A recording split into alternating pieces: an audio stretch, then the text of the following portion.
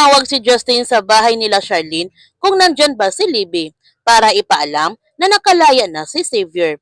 Ngunit sinabi naman ng yaya na wala dito si Libby, na kidnap ito. Sobrang nagulat si Justin sa kanyang nalaman, kaya tinawagan niya kaagad si Xavier para ipaalam ang nangyari kay Libby. Nag-alala naman si Xavier sa kaligtasan ng kanyang nobya. Pinagalitan naman ni Sonia ang kanyang anak kung kailan ito magigising, kapag bangkay na ba si Libby. Kaya nagtungo na sila nito sa presento upang i-report ang nangyari kay Libby.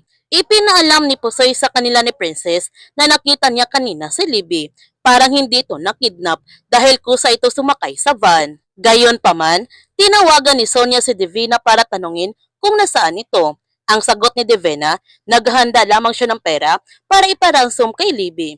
Sinabihan ni Sonia si Divina na bumalik ito sa kanyang bahay. Mukhang nahagip na yung kidnappers ni Libby. Labis naman ang takot na nararamdaman ni Ginny dahil nahagip siya nito ng CCTV at mabibiso na ang kanilang pagpapanggap. Kaya huwag natin palalapasin ang kapanapanabik ng mga tagpo ng prinsesa ng City Jail.